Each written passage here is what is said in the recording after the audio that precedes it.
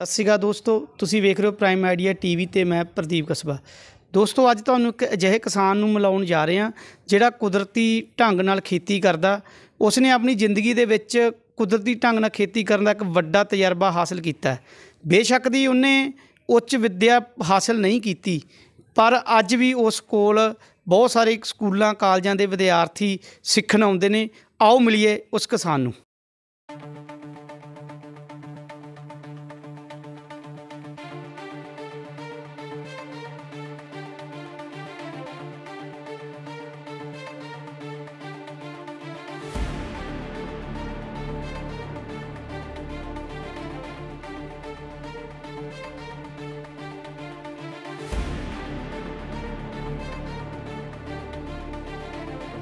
ये जो हल्दी है, इसको आप कच्चा खाते हो अलग काम करेगी। अगर इसको सब्जी में डालकर या दाल में डालकर खाओगे तो अलग काम करेगी। ये जो हल्दी है, हल्दी को आपने कभी लगाया है? कभी ज़मीन में लगाया है? किस ने लगाया है? हाँ, देखा तो है। लगाना प्रैक्टिकली होगा, देखना एक ऐसे होगा कि हमने देख लिया, ठीक है ना। प्रैक्टिकली तो तब होगा अगर आप अपने हाथों से कर रहे हो, ठीक है ना। इसको क्या है, ऐसे इसका बीज तैयार होता है। मैं एक बड़ी गट्ठी लेता हूँ,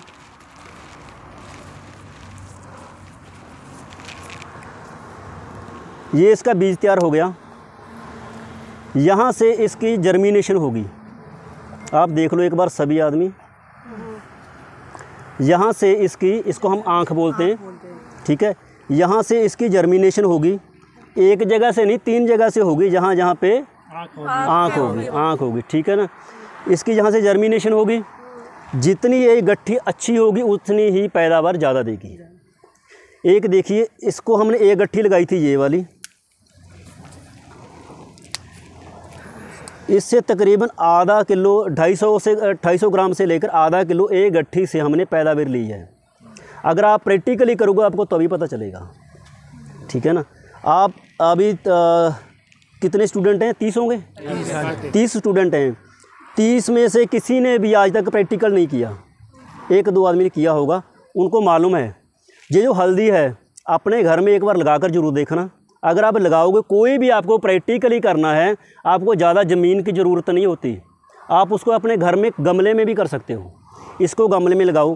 कोई भी प्रैक्टिकल करना है गमले में भी प्रैक्टिकल आप कर सकते हो। ये जो हल्दी का एक बीज है, इसको जर्मिनेशन अब हम लगा देंगे। अभी चल रही है फरवरी, अभी लगाएंगे मार्च अप्रैल 2 महीने चली जाएगी। ये ज़मीन में ऐसे ही पड़ी रहेगी। मई जून में जाके इसकी जर्मिनेशन होगी। ये 9 महीने से लेके 1 साल तक की फसल है। कई वैराइटीज़ ऐसी हैं, वैराइटियाँ जो 9 महीने में निकाली जा सकती हैं ज़मीन से। कई वैराइटी ऐसे जो 11 से 12 महीने लेती हैं। ये हमने पूरे एक मानिए कि हमने 11 महीने के बाद, जहाँ 10-11 महीने के बाद में हमने इसको निकाला है। अभी हमने पहले निकाल दिया, अभी 1 महीने के बाद में हमको उसको निकालना था, क्योंकि हमने वहाँ पे किसी और फसल की प्रबंधन किया हुआ है। और कोई सवाल?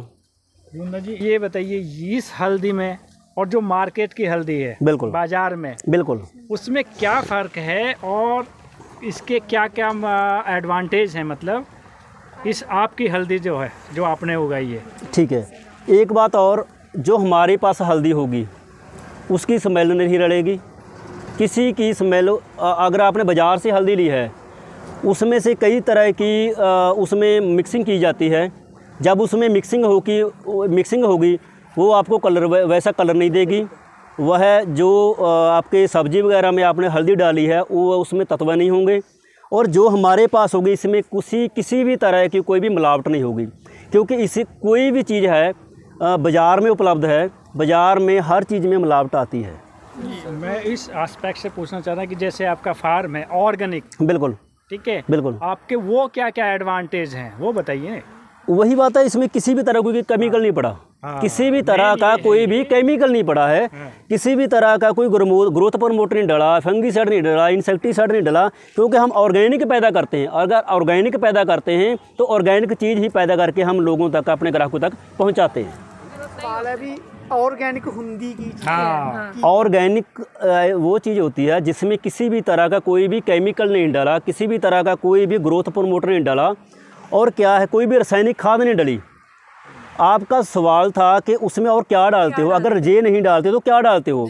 हम क्या डालते हैं, क्योंकि हम खेत की जो भी वेस्टेज है, अब हम हल्दी के खेत में चलेंगे, वहाँ पे हम आपको दिखाएंगे जहाँ से इसकी पटाई हो रही है।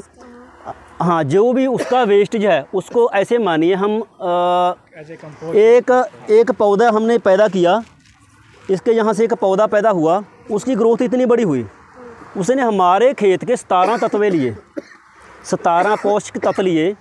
वही पौष्टिक तत्व हमारे खेत में पत्तों के जरिए हम खेत में पौष्टिक तत्व दो तो होते हैं, वो उनको डीकम्पोज करते हैं। हम अपने खेत में ही उसको गलाते सड़ाते हैं। जब वो गल सड़ जाएगा, वही एक खाद के रूप में उसी पौधे को दोबारा मिल जाएगा। पहली बात तो ये हो गई। अगर हम ये काम नहीं कर रहे, क्योंकि हम अपने खेत में आग नहीं लगाते, ये काम हमको नहीं करना, तो हम अपने खेत में जो गोबर की खाद है वो डाल सकते हैं। अगर जो लेडीज़ होते हैं, एक गोबर को ऐसे थाप देते हैं, पाथी थाप देते हैं, उसमें से हम पानी निकाल कर ग्रोथ प्रमोटर का काम ले सकते हैं। और कई चीज़ें ऐसी और भी हैं जिनको ऑर्गेनिक में हम यूज़ करते हैं। आप ये एक ढोल पड़ा है, नीचे टंकी पड़ी है, आप ये देख रहे हो। प्रोफेसर साहब ने अपने कॉलेज में ये किया था, इनको मैंने बताया था, वेस्ट डीकम्पोजर दिया था, तो इन्होंने वहाँ पे तैयार किया था, ये अच्छा हो गया था। ये एक आपको नहीं मालूम इसमें क्या क्या डला है। जो भी खेत की हमारी वेस्ट जो होती है, कोई नदीन है, कोई सब्जी गल सड़ गई है, कोई ऐसे मानिए कोई पौधा गल सड़ गया है, उसको वहाँ से उठाते हैं, इसमें डाल देते हैं, इसमें डाल देते हैं। इसमें से नीचे एक लिक्विड निकलता है। जो ये लिक्विड है, ये ग्रोथ प्रमोटर का काम करता है। इसको हम 3 या 4 लीटर एक पंप के हिसाब से उसमें डालते हैं और पूरी फसल पे स्प्रे करते हैं। जब इसकी स्प्रे करते हैं, ये ग्रोथ प्रमोटर का काम करेगा। और जो लड़कियां हैं, ये अपने घर में कर देखें एक बार, जो भी रसोई की वेस्ट जो होगी उससे बहुत अच्छा एक ग्रोथ प्रमोटर तैयार होता है। और उसको एक खाद भी तैयार होती है, जिसको हम ऑर्गेनिक खाद बोल सकते हैं। ठीक है, वो एक खाद होगी जिसमें आपने एक ऐसा ढोल ले लो और या एक मटका ले लो, उसमें डालते रहो। उसमें एक बार थोड़ा सा पानी डाल दो और कुछ नहीं डालना है, जार थोड़ा सा एक बार इतना सा गुड़ डाल दो। गुड़ डाल दे, उसमें बैक्टीरिया पैदा होगा, बैक्टीरिया से उसमें मान लो कि एक सुंडियाँ पैदा होंगी, उसमें से उसको खाने स्टार्ट कर देगी, उसको डीकम्पोज करना स्टार्ट कर देगी। उसका जो मलमूत्र होगा वो ये पड़ा है नीचे, जो उसकी रहंद खूंद बच जाएगी इसके बीच में है, वो भी एक खाद का रूप होता है। दोनों को हम खाद के रूप में, हम ग्रोथ प्रमोटर के रूप में अपने खेत में यूज़ करते हैं। ये अपने घर में भी आप तैयार कर सकते हो। ये एक प्रैक्टिकली होगा, अगर कर देखेंगे आप तो आपको पता चलेगा ये क्या चीज़ है, क्या चीज़ हमने बना दी है। क्योंकि हम जब अपने घर में बनाएंगे, अपने खेत में बनाएंगे या अपने स्कूल में तुम बनाओगे, तो आपको पता चलेगा इसका रिजल्ट क्या है।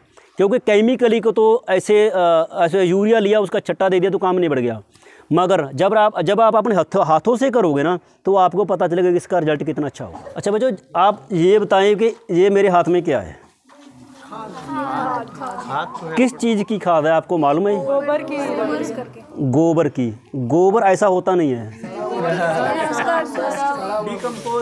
ये बिल्कुल एंड है नहीं, आप देखो, आप देखिए एक बार अच्छी तरह से, किसी को मालूम होगा। इस गोबर से दुर्गंध आएगी, मगर इसमें सुगंध आएगी, आप लेकर देख सकते हो। नहीं, मैं लेकर दिखाऊंगा। हाँ, इसमें नहीं है। गोबर में तो स्मेल होती है ना, ये स्मेल नहीं है गोबर।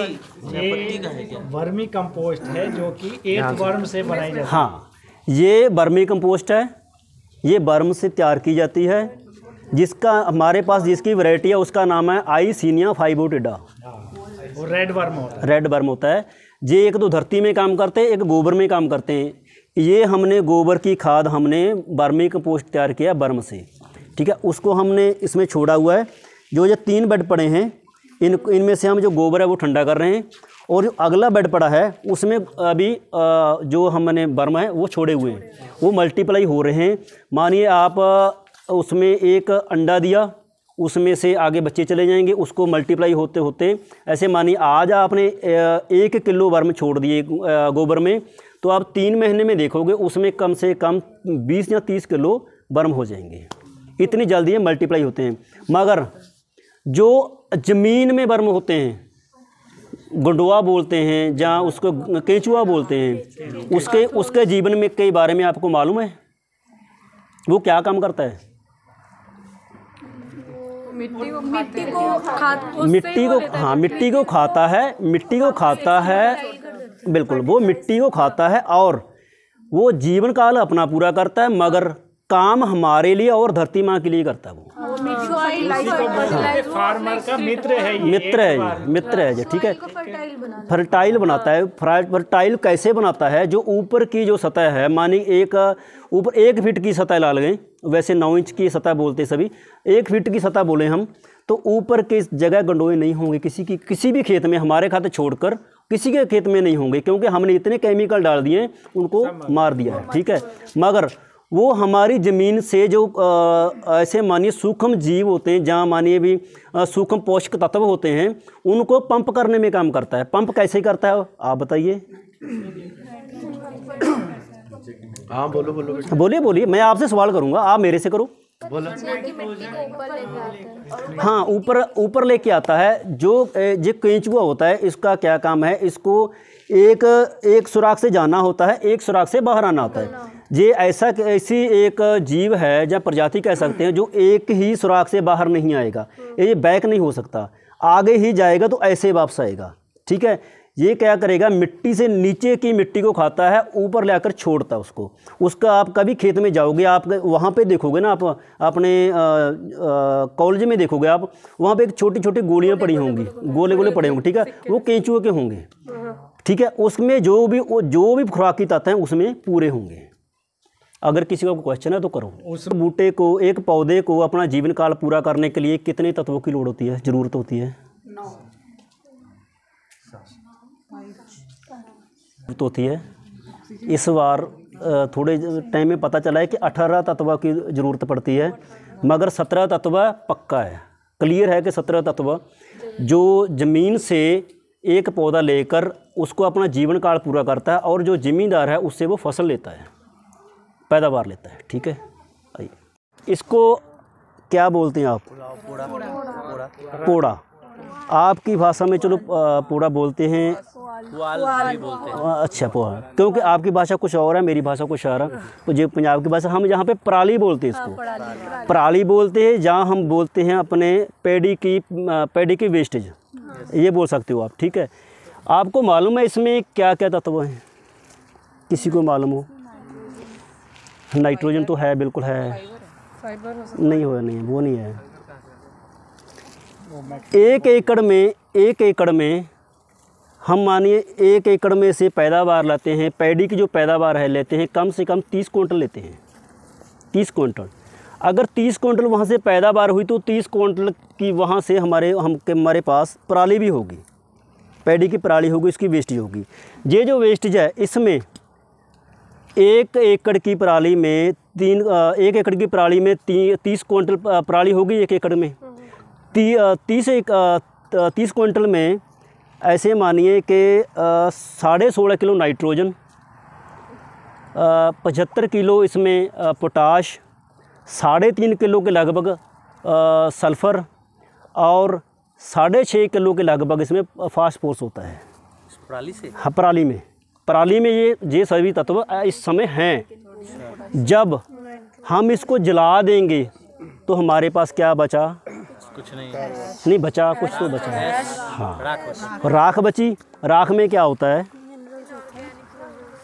राख में 2 ही तत्व बच सकते हैं, या तो सल्फ़र या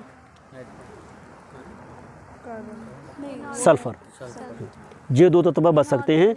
मगर अगर जब हम इसको जलाते हैं तो ये धुआं बनकर जो भी हमारी अच्छी गैसें थी वो सारी की सारी भी प्रदूषण फैलाती हैं और ज़मीन में आसमान में चली जाती हैं। वो आसमान में जाएंगी तो हमारे लिए वो हानिकारक है। ये इसका यूज़ क्या करते हैं? हाँ, अभी मैं वो यूज़ के बारे में बताऊँ। हम खेत में जो भी पैदा करते हैं, क्योंकि हम किसी भी चीज़ की वेस्टेज है, जो मानिए कि हमारे जहाँ पे सरसों होगी, सरसों क्या हम एक केला फल ही लेंगे, जो नीचे की वेस्टेज होगी उसको खेत में ही मिला देंगे, हम खेत में ही यूज करेंगे उसको, ठीक है। ये जो पराली है, ये एक ज़मीन के ऊपर इसकी लेयर बिछा देते हैं, उस लेयर से ऐसे मानिए कि नीचे मॉइस्चर रहेगा, पहली बात पानी की बचत होगी, खेत में मॉइस्चर रहेगा, पहली बात तो ये हो गई। दूसरी बात, जब हम इसकी लेयर बिछा देंगे, जितने तत्व इस पराली में थे वो डीकम्पोज होएंगे और डीकम्पोज होकर खेत में सॉइल को अच्छा बनाएंगे। सर ऐसा हम लोग आलू के साथ क्यों करते हैं? आलू जब वो रोपते हैं तो उसके ऊपर ये रखते हैं। हाँ, वो जब आपने कब देखा? सर गांव में देखा आपने? कहाँ के रहने वाले हो आप? सर बिहार मुजफ्फरपुर। मुजफ्फरपुर, ठीक है। आपके वहाँ पे वो मल्चिंग बोलते हैं उसको, आपने सुना भी होगा। अभी मल्चिंग के साथ आलू की पैदावार की हमने वहाँ पे दिखाएंगे। हम आज आलू निकाले हैं वहाँ से, वो मल्चिंग की हुई उसके ऊपर भी, क्योंकि जब हम आलू लगाएंगे ना, ज़मीन के ऊपर रख देंगे, उसके ऊपर इतनी पराली इसको डाल देंगे, उसको एक पानी लगा दिया, कम से कम 2 पानी में हम आलू निकाल लेंगे। अगर हम इसको नहीं डालेंगे तो कम से कम उसको 6 या 7 पानी देने पड़ेंगे। पानी की पहली बात, पानी की बचत, एवोपरेशन कम होगा और वाटर होल्डिंग कैपेसिटी जो है गीला रखेगा उसको, पहली बात ये होगी। दूसरी बात ये है, ये जो खरपतवार होते हैं, नदीन होते हैं, उसको उगने नहीं देगी, उसकी जर्मिनेशन कम हो जाएगी। तीसरी बात और है, जो भी हमारे खेत में, हमारी ज़मीन के अंदर सूक्ष्म जीव हैं, सूक्ष्म तत्व हैं, गंडोए वगैरह जो बोलते हैं, केंचुए वगैरह हैं, वो अंधेरे में रहकर काम करना पसंद करते हैं।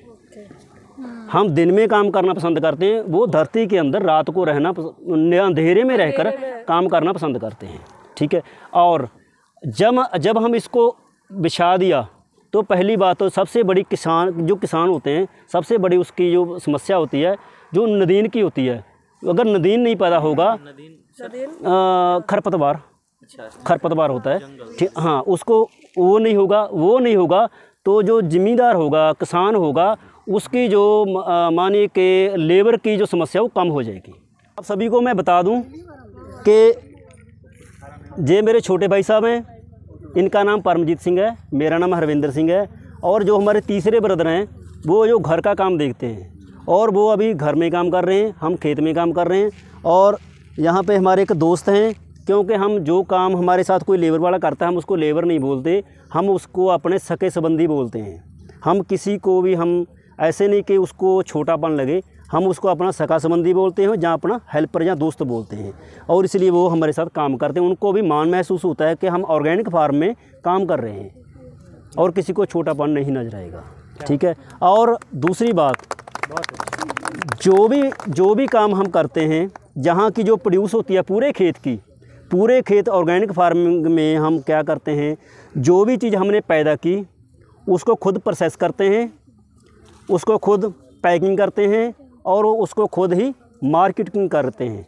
मार्केटिंग का जो काम है वो हम खुद ही करते हैं, और अपने फार्म से करते हैं। जहाँ हम अपने जो नज़दीक के शहर हैं, उनके सभी के पास हमारा नंबर है, वो हमको फ़ोन करते हैं, वहाँ से यहाँ से आकर वो अपना सामान ले जाते हैं। आप सभी ने एक क्वेश्चन किया था कि जो हल्दी है, उसका जो हल्दी को तो हम यूज़ कर लेते हैं, मगर जो उसका वेस्टेज है उसको क्या करते हैं। ये देख लीजिए, ये इसका जो वेस्टेज है, ये अभी सूखा पड़ा है। इसने हमारा जो खेत है उसमें से 17 तत्वे लिए, हमें पैदावार दी, मगर इसको कई लोग जला देते हैं। मगर हम क्या करते हैं, इन्हीं जो 17 तत्व हैं, इसके बीच में कुछ ना कुछ तो होगा ना, इसको हम अपने खेत में ही यूज़ करते हैं। इसको अपने खेत में बिछाकर इसको खेत में ही मिला देंगे, और ये एक खाद का रूप हो जाएगी, और अपने खेत का जो बायोकार्बन मैटर होगा उसको अच्छा बना देगी। आप सभी शिक्षार्थियों ने एक क्वेश्चन किया था कि हम आलू लगाते हैं, कहाँ बोला था भाई साहब ने? पराली के बस। हाँ, पराली क्यों डालते हैं?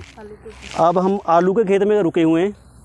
जो आलू होता है, आलू की पैदावार होती है ज़्यादा मिट्टी में भी नहीं होती उतनी जितनी कि पराली के नीचे होती है। अगर किसी भी तरह का हमने इसको ग्रोथ प्रमोटर नहीं देना है, तो पराली में जो आलू बहुत अच्छा होता है। ये जो आलू होते हैं, इसका ये बीज का साइज होता है वो ऐसा होता है। आप ध्यान कीजिए, अगर ऐसा बीज हमको मिलेगा तो ज़्यादा खेत में ये लगेगा। दूसरी बात, कम पैसों में से लगेगा और ज़्यादा खेत में लग जाएगा। ये बीज का साइज होता है, और इसकी जो ग्रोथ होगी, क्या करते हैं हम अपने खेत में जो आलू है इसको ऐसे ज़मीन में रखते हैं। सर इसको काट कर भी लगाते हैं ना? काट कर भी लगा सकते हो। इसको ऐसे रख दिया, ऐसे रख के इसको कुछ भी नहीं करना और इसके ऊपर ऐसे पराली डाल दी। जो पराली है इसको हम कम से कम 4 से 5 या 6 इंच मोटा डालते हैं, इतना मोटा, ताकि जो इसमें जो नदीन वगैरह हो वो जर्मिनेट ना हो।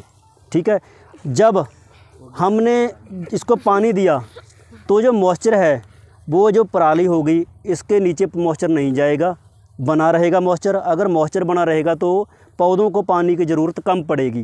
पहली बात तो ये कि हमने पानी की जो सेविंग है वो कर ली। दूसरी बात ये कि जहाँ पे जो पैदावार खरपतवार हैं वो नहीं होंगे, नदीन नहीं होंगे। तीसरी बात ये हमारे खेत में केंचुआ ज़्यादा जाएगा, जो सूक्ष्म जीव होंगे वो ज़्यादा होंगे। ठीक है, और चौथी बात ये कि हमारे खेत में कार्बन मैटर बढ़ता जाएगा। अगर किसी का और सवाल है तो कर सकते हो। आलू वो ग्रीन होगा जो पराली से बाहर आ जाएगा। हाँ, जिस पे सनलाइट पड़ गई वो हरा रह जाएगा, ग्रीन हो जाएगा। जो पराली के नीचे है उसका कलर सेम होगा। सर आलू को ज़्यादा सनलाइट को जरूरत है, मगर उसके जो पत्ते होते हैं, टहनियाँ होते हैं, उनको लोड ज़रूरत पड़ती है। तभी तो अपना हाँ बिल्कुल, वो अपना खाना तैयार कर सकते हैं। पराली के ऊपर आ जाते हैं। जो भी आलू एक्सपोज हो जाएगा सनलाइट में, उसमें एक केमिकल डेवलप होता है जो कि हानिकारक होता है। ठीक है, टॉक्सिक होता है, इसलिए इसको डिस्कार्ड भी करते हैं। जनरली इसको यूज नहीं करते ग्रीन पोटैटो को। इसको पानी की ज़रूरत पड़ती है या नहीं? बहुत कम क्वांटिटी है। ठीक है, अगर इसको पानी लगा देंगे क्या हो जाएगा?